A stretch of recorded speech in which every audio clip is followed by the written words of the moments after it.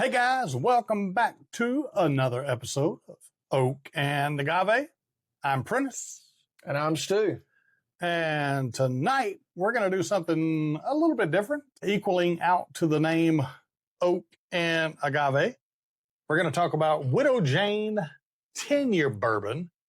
And then we're going to talk about Tequila Ocho Reposado that has been aged in 10-year Widow Jane barrels.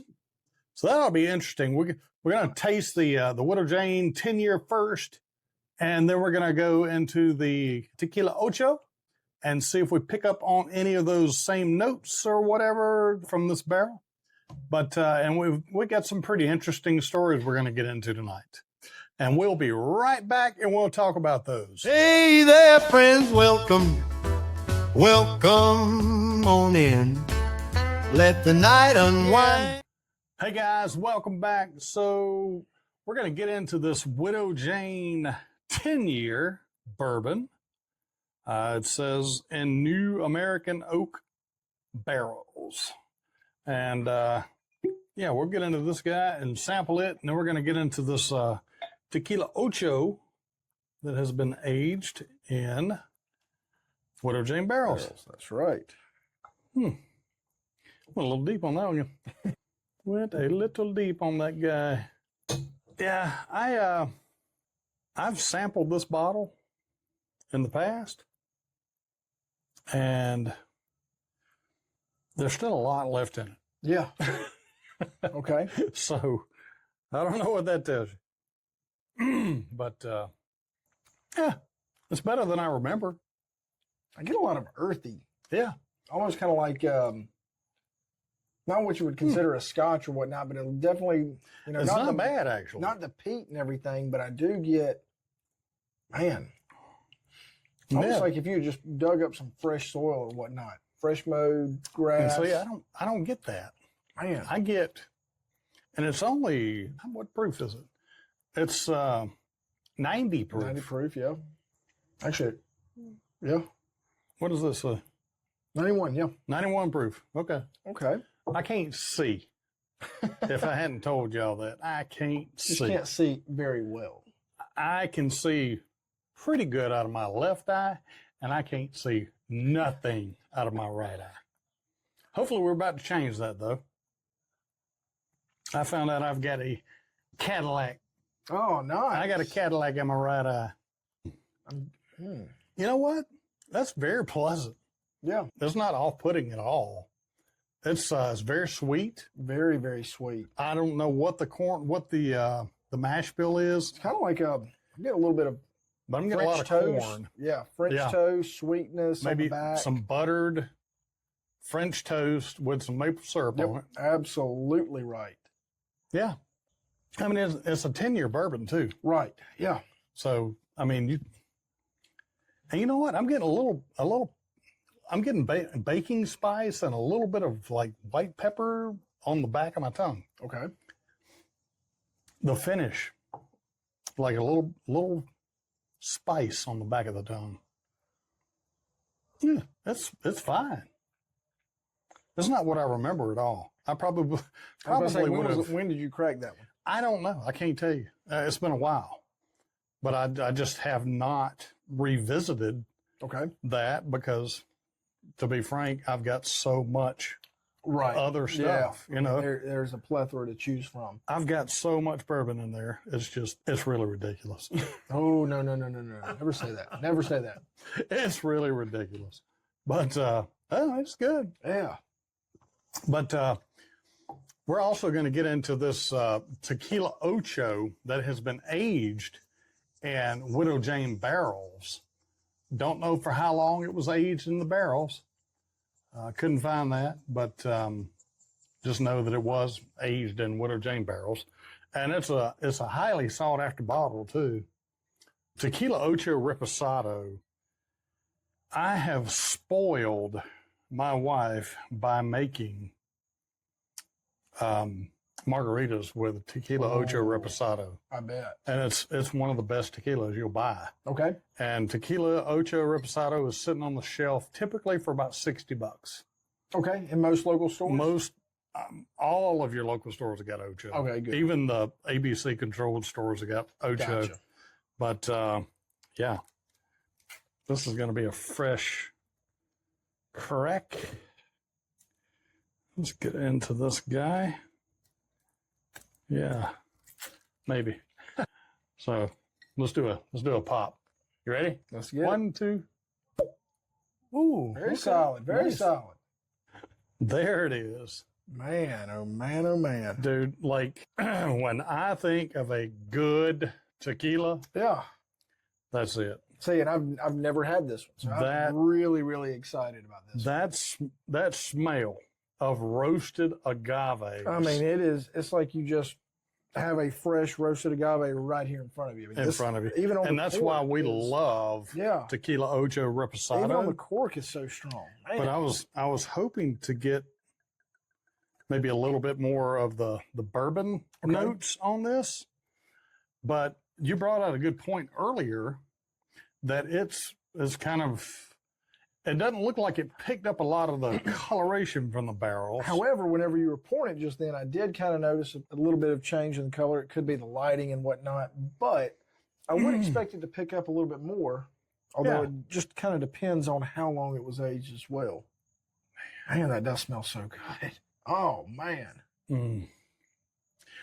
I don't pick up any of the bourbon notes on my nose, though. No. Right then, though, I got a little bit of ethanol, and it's What is the proof on that? 90 proof. 91. Same as, Oh, yeah. so it's 91 proof, just like this one is. Okay. Okay, all right. Man. Well, that's cool, because most tequilas, even Tequila Ocho Reposado on the shelf, is 80 proof. Oh, really? If you look at most all of your tequilas, unless they're a special release or a special blend or whatever, they're going to be 80 proof. Okay. Gotcha. I do have some steel strength Fortaleza in there, Gotcha. and I think it's like 96 proof, something like Okay, that. so that's getting up there on the Yeah, higher end. that is high proof tequila Gotcha. Now, let's give this a whirl. versus 159 rye. Right.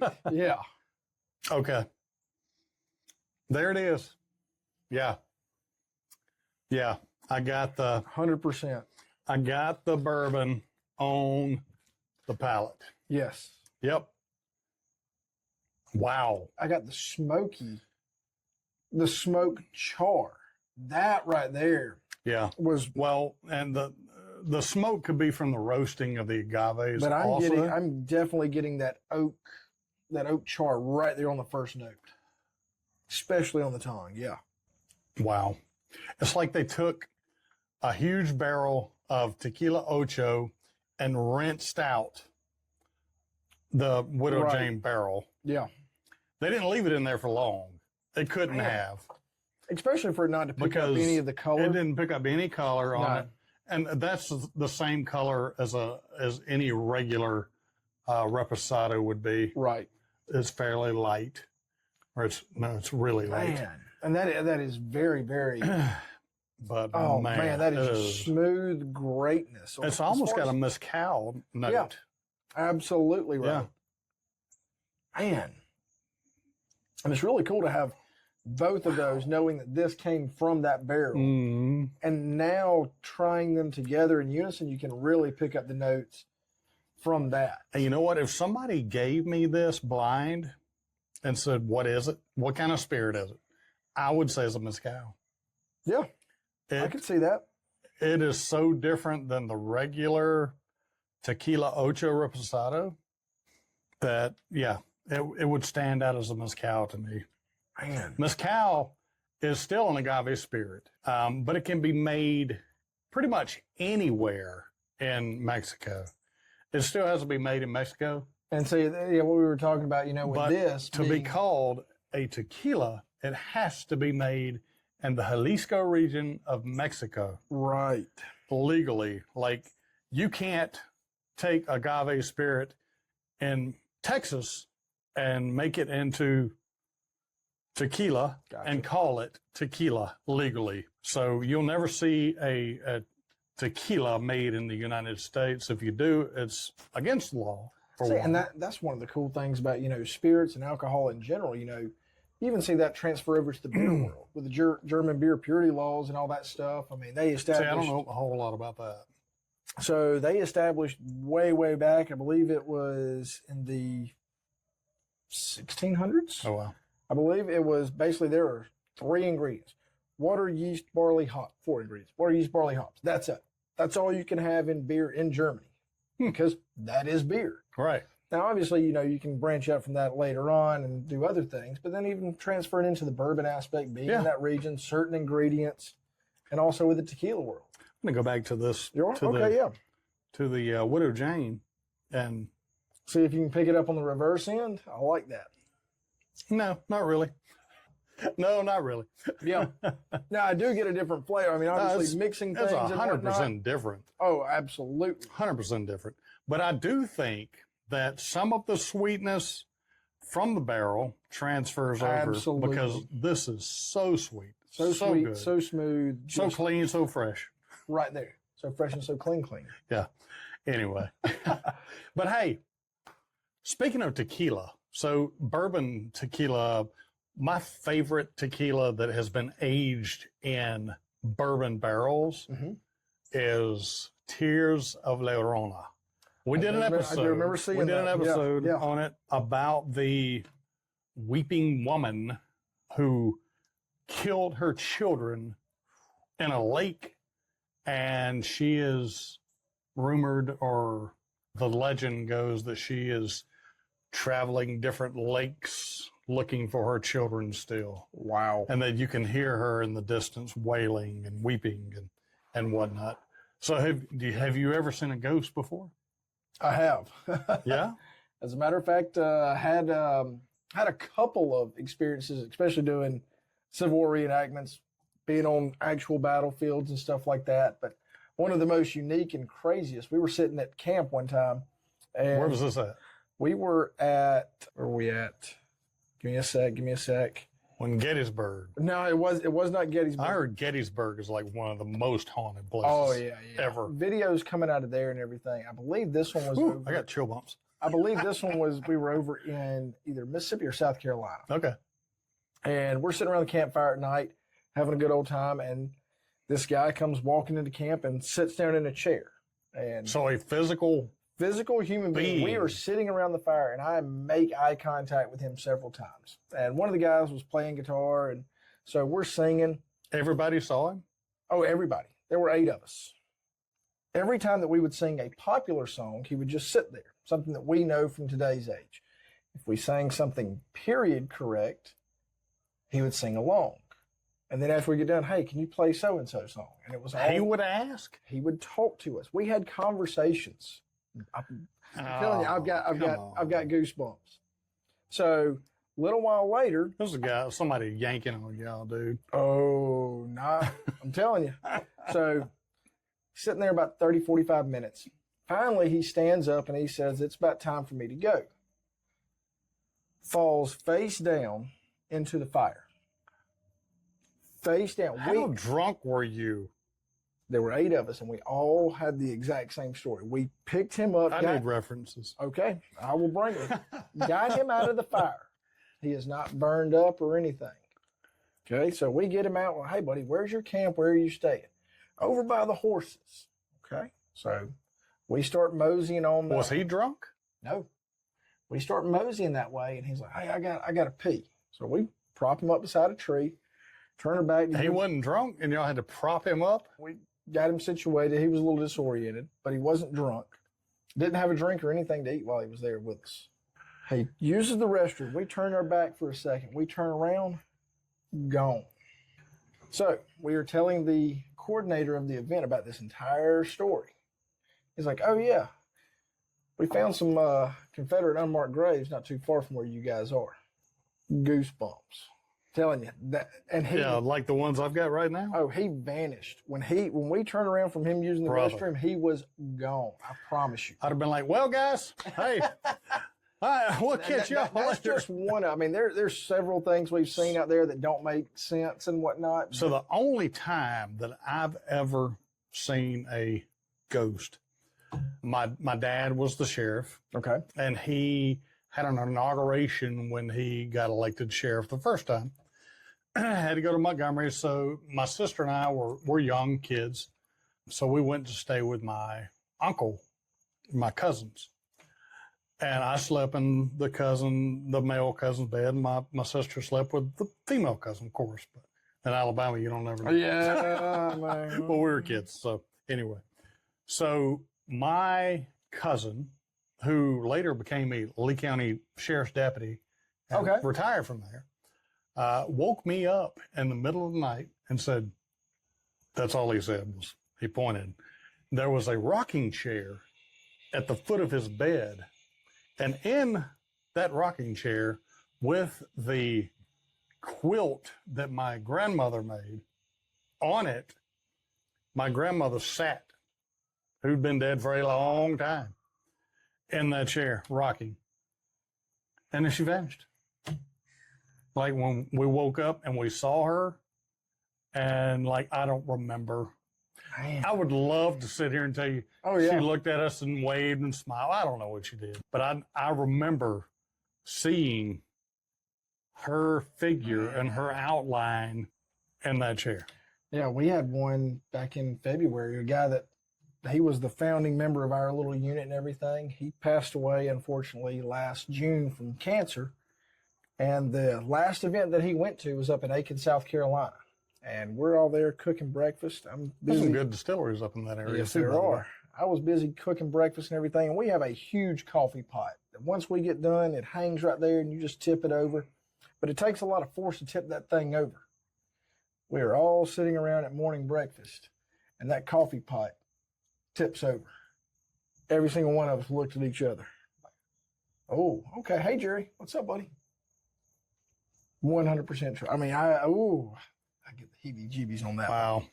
One. Oh, man. But they're out there. Yeah, and they are. I mean, I don't believe that we're even here like human beings on the earth alone.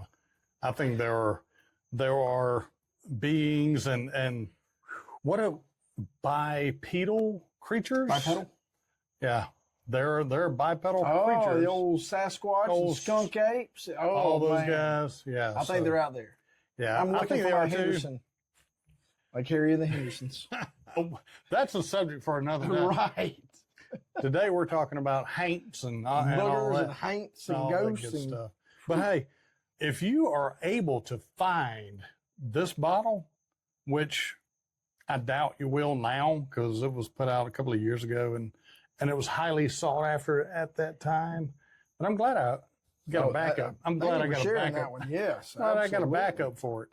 But you never know what we're going to sample or do or whatever. And hell, we don't know until the last minute most of the time. But make sure you like, subscribe, and turn the bell notifications on. It helps with all the algorithms and all that good stuff so we can get out there and just keeps the party rolling. Yeah, I mean, that's all. I mean, I'm not making any money from this thing. I'm not trying to. Just want to have fun and share bottles with y'all.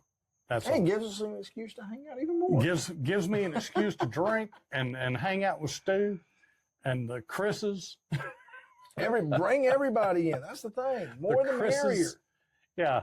The reason I brought in Stu and the other Chris and the original Chris is because Chris Wynn has got so much on his plate, and he works in a place that he can't drink during the week. Gotcha. At all. Like he can't even sample stuff during the week at all because he would risk, too much. Anyway, so I figure with Stu and Wynn and Gunn, we put them all together, and I can put out the amount of content that we want to put out. Right. Well, and you had asked me to jump on the bandwagon early on last year. Yeah. And I just had so much stuff on my plate. You did, and I did.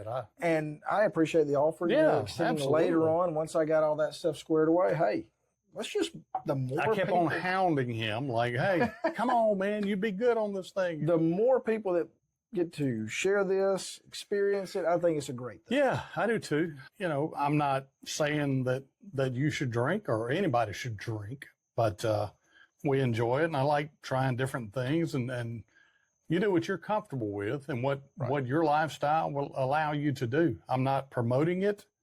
Anybody under 21, do not drink. It's not legal, and you shouldn't do it.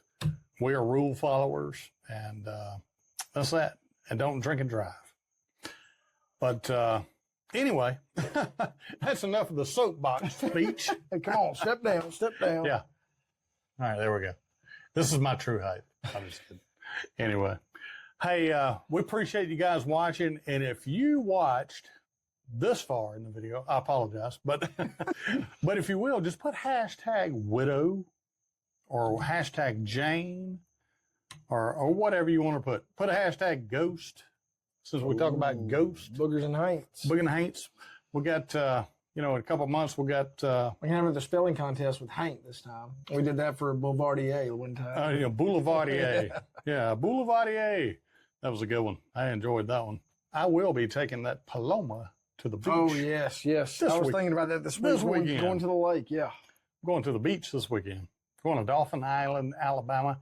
If you have not heard of, if you have not heard of Dauphin Island, Alabama, it's a well-kept secret. Don't look it up. Yeah. Because I don't want you to go there. But yeah, it's a treasure. It really is. But anyway, hey, we'll catch you guys next time on Oak and Agave. Thank y'all for joining us. We really appreciate it. And, thank you for giving us 10, 15 minutes of your time. But catch us next time on Oak and Agave. You never know what we're going to talk about. Hell, I don't know what we're going to talk about. Yeah. Who knows? Anyway, we'll see you guys next time.